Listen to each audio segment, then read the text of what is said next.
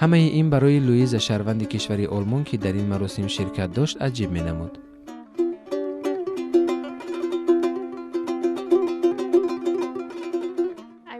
من تاجیکستان را خیلی دوست داشتم. این سفری نخستین من به این کشور است و اشتراک در مراسم توی تاجیکی نیز اولین بار است.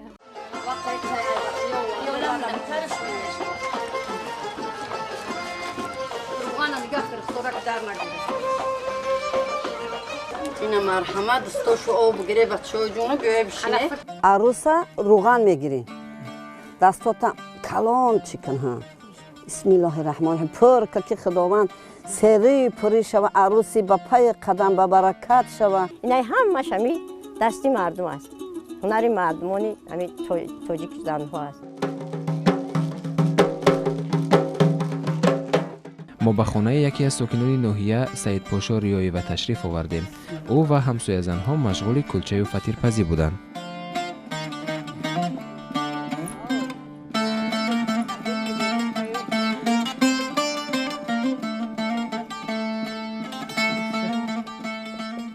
اینا را کلچه میده میگن. وقتی که کلچه کلان تیار کشید کلچه میده را مخبر کده میبندیم بالا کلچه کلان دا میمونیم. کلچه کلان بازی میوه دسترخوان دا بازی میوه میلی توچگینده یک تا این همی خیلی مخبر میکنیم. این ای کلچه شیرمال میگه میره شیر روغن قطی میشوند. چپوتی گردچه فطیر عره میگیم فطیر گلدار. این گلی مسلمی میکشیم. این گلا بیشتر در محل های ما که ما ایرشتم زمینیم ایره گلی سر در بغل یار میگن.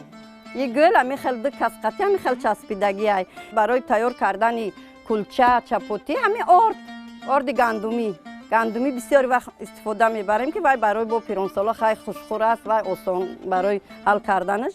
این خیلی چورابینی ها شود نان میپزیم. نان کلان، نان میده، چپوتی، کلچه چی آزمونای شود اشتراک میکنیم. قرطاب میکنیم، فطیر مسکه میکنیم. مثال همین چیزی که میلی دباشه همون تیار میکنیم میبریم.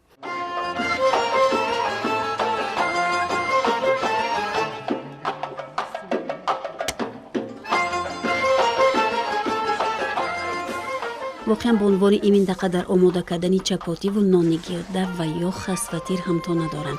البته در یک مدتی کوتاه فطیرهایشان آماده شد.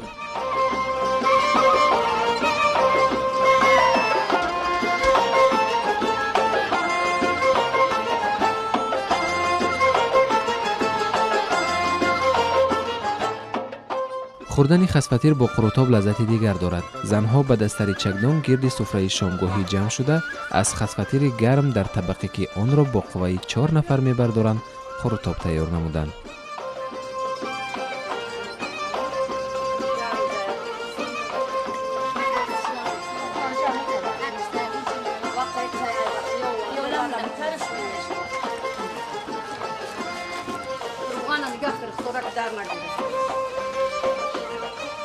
اگر قبلا او را تنها در این منطقه میشناختند همکنون قروتاب با لذتش او را در جمهوری معرفی کرد. امسال برای این کدبانو خاطرنام باقی مانده است، زیرا او در آزمون ولایتی کدبانوی بهترین با کلانترین طبقه قروتاب مقام دوم را کسب کرد و این موفقیت محبت او را باز هم بیشتر کرد.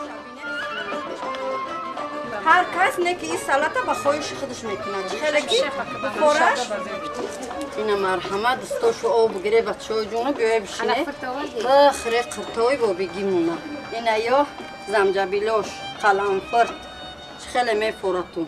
این طبقی باباییه این فرمایشیه که برای نمی جشن معرکه هایی که مثال همی قرطاوی که ما میکنیم قرطاو ای دوری باباگی موندگی گم نشیده همین خیلی جشن مراسم مونده استفاده میبریم امیره کار میفرمیم جشنو شون یگون شب نشینی شوه ما همین طبقه میبریم دامون مویشگاه ها میمونیم بعد قرطاو میکنیم این با یک تا دو تا فطیر پر نمیشوه ممکن 12 تا 13 تا فقط روغن زرد توچکی قطعی قرطاو میکنیم و چهارمغز میشپیم با جوش میآید جگر قطعی میکنیم این طبقه که ای نسل به نسل میگذره میره چوی چهارمغز این همی بهترین چیزی که مثال برای طبق کج نشوه و نکفه و استا ای چوی چهارمغز میکنن این چهارمغز آخیم چیه مستحکم مستحکم شروع بعد این درنش یگان داغ نمیوره فخمرک نمیشوه همین خیلی چوی چهارمغز چوی توزه که این ای نسل به نسل رفتن میگیرم عمری طولانی داره طبق که کلونیش برای همه که اینجا همین چند قدر گرد همین آدم بسیار شه یا متحدی دوستی را نشون میده که آیلای کلان ده همه سرجم شده مثال ای دیگه جو هم باشه همه یک جای شده دست به دستی هم میگیریم اتفاق مثال با بهترین چیزش همینه که وقتی که آدم همین ناله میگیره و همین خیل میکنه این چوبه یا خود یگون چیزی نیست این با طبابتی هم نداره با بهترین مزه طبخ دیگه خیل است که بعد دست میخوریش. بسم الله الرحمن الرحیم.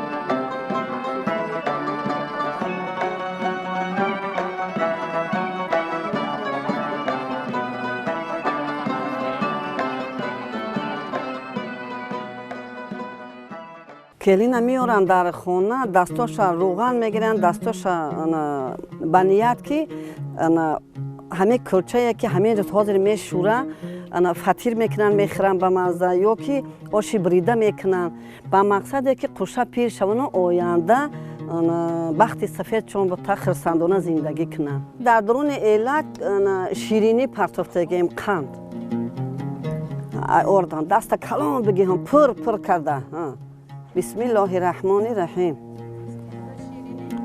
با شیرینی ها بیا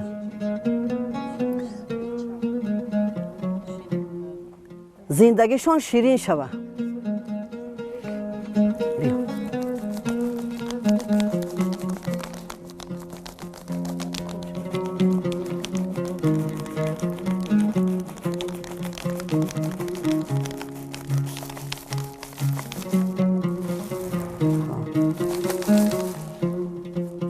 ده شیرینی میگن این همی سر صرفه که عروس که بر اومد حالی همه قندو را تقسیم میکنیم شیرینی اپی زمردی بمرا دایون بعد تقسیم میکنیم میخورم که زندگیشون شیرین شوه خدا.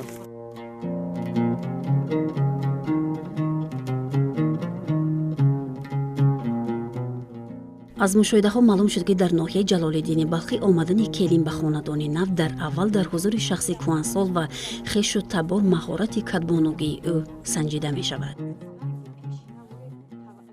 дастои аруса руған мегирӣ дастота калон чикан бисмиллоҳи раҳмони раҳим пур ка ки худованд сери пурӣ шава аруси ба паи қадам ба баракат шава даста калон бигӣ бачам келини дир кушоди ба паи қадам шай тоза кардани дасти арус ба ҳами пахта ки доимо ҳами бахти сафедиш бита сафедӣ боша кораш сафед шава барор бигира корошон.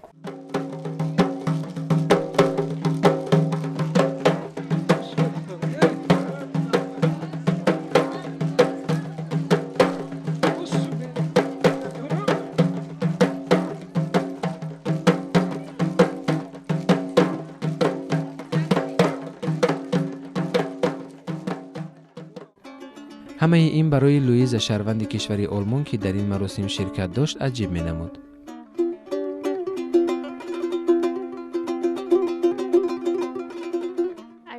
من تاجیکستان را خیلی دوست داشتم. این سفری نخستین من به این کشور است و اشتراک در مراسم توی تاجیکی نیز اولین بار است.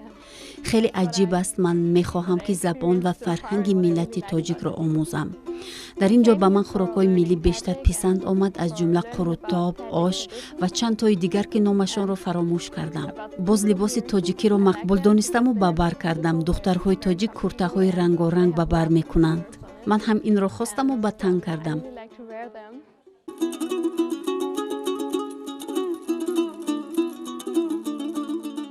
در ناحیه جلال‌الدین بلخی خلقیت‌های گوناگون زبان استقامت می‌کنند. وقتی نصف روزی به یکی از این محله ها آمدیم.